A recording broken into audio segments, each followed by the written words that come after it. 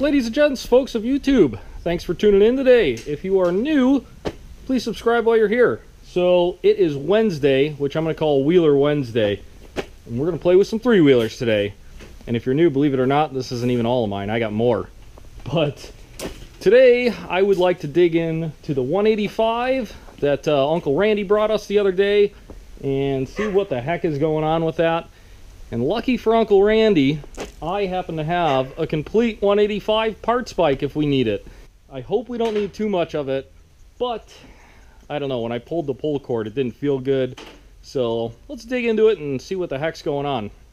Oh yeah, and in the surgery room here, Damon is just digging away at the RM370 motors.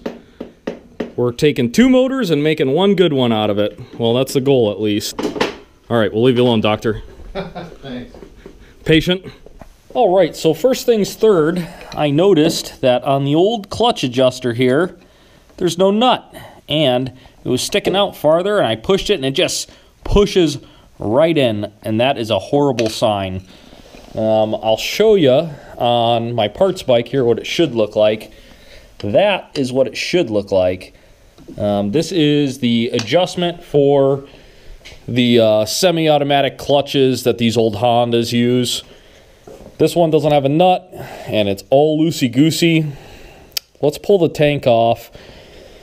I have a feeling that something is majorly wrong with this thing. It just sounds horrible when you pull the old pull cord here. That sounds to me like a rod knock or horrible bottom end. I don't know what the hell's going on, but it is not good. Does not sound good, at least. Hopefully the motor in this thing is okay, because worst case we'll do a swap-a-roo. Well, I am a big believer of starting simple. So simple thing to do, compression test, and it looks like we're just under 140 pounds. Not where I'd like it to be, but it should run with that. Another thing I noticed, looks like this is a Changlang carburetor, because it's like the choke thing just spins around and, oh, yep, it'll just pop right out. Like, how's it supposed to run like that? That's not going to work.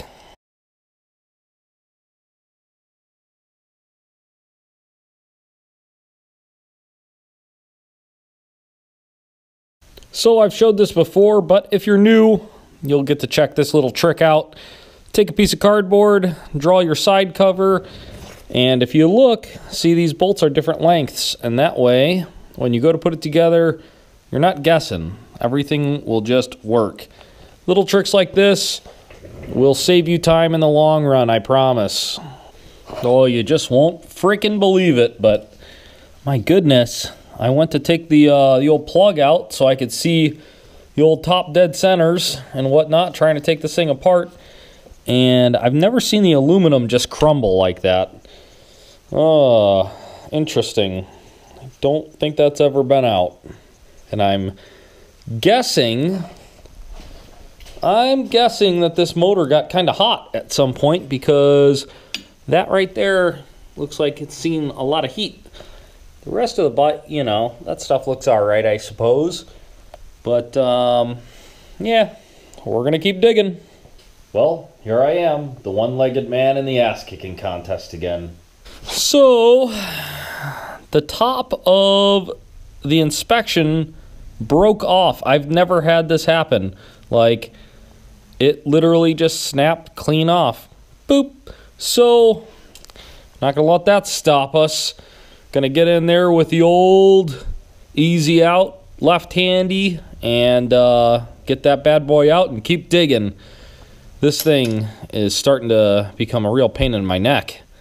Oh, the old 185 is not giving it up easy, but we're finally cracked into her, so we can find the timing mark on the flywheel here, put everything at top dead center, and I'll pull the old sprocket off without dropping the chain in the bottom of the engine, and we'll continue to take it down. Alright guys, well, it is tomorrow, and still working on the old 185 here. If you ever wondered if you can take the head off of a 185 while the engine's in the frame, I'm going to save you some time. No, you can't. In the manual it says that you can't. I'm stubborn, and I had to see for myself. Took it all the way apart as far as I could, and sure enough, the manual's right. You cannot take the head off this with the engine in the frame, so we're gonna have to rip her out, boys. So yeah, we're gonna have to take this bad boy out because just not enough clearance, unfortunately, which sucks. But I'm pretty sure that we have catastrophic issues. And I say that because I took the cam out and we still have there's like a hard spot when I'm trying to turn over the engine here. Right there, it's just hard. And it should turn over smoothly without any hard spots. So we're gonna keep digging and see what we can find. So to get the engine out, we're gonna have to do a bit more digging and get some stuff out of the way. We got a mount up here, big mount in the front and one in the back. Disconnect the chain. We gotta get this carburetor off. This carburetor looks like a Chang Lang carburetor, half of it at least. I'm curious about that, but farther down she goes.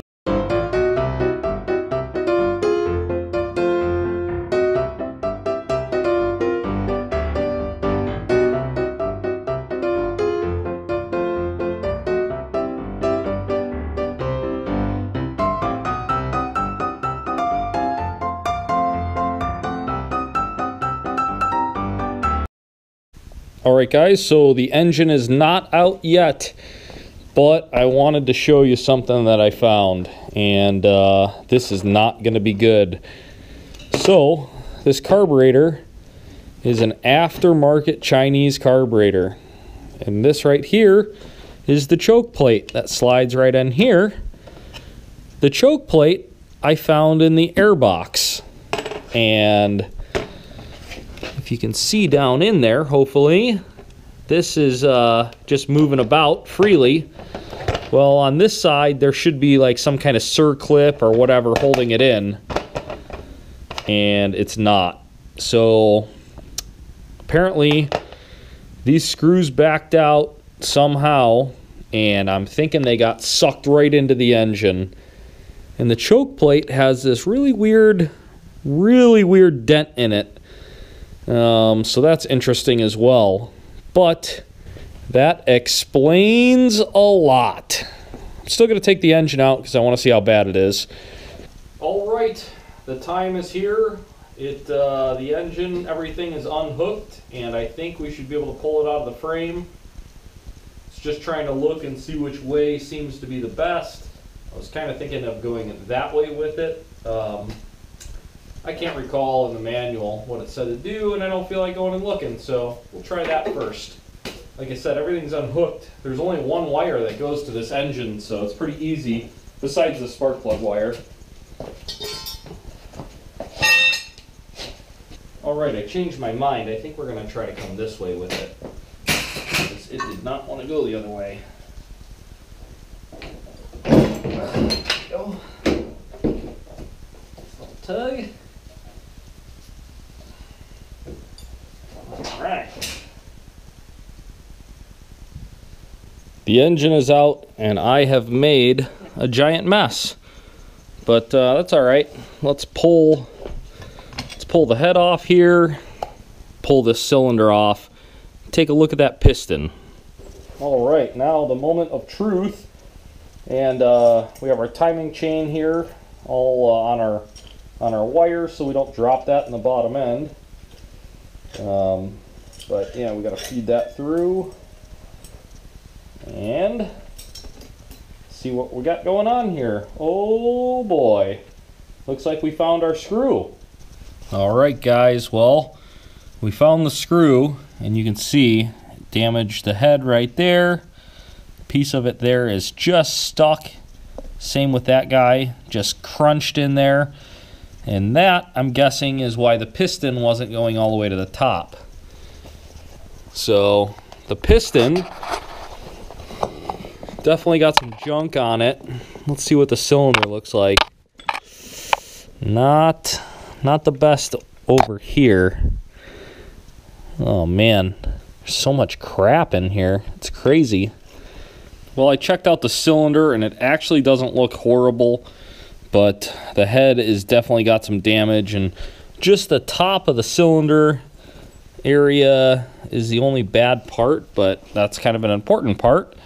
And the piston looks like crap, but the bottom end's probably still fine. I don't know. The part that scares me is I only see one screw.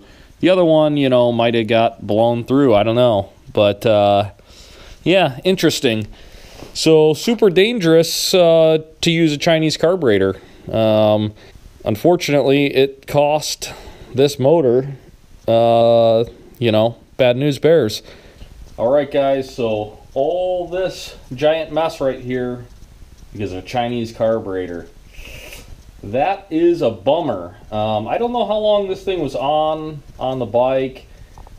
I've actually had good luck with, I've used a couple of these before and didn't have anything like that happen. So, like I said, yeah, total bummer, but at least we got to the bottom of it, and we'll have to figure out where we're going to go from here. So, that'll be for another video.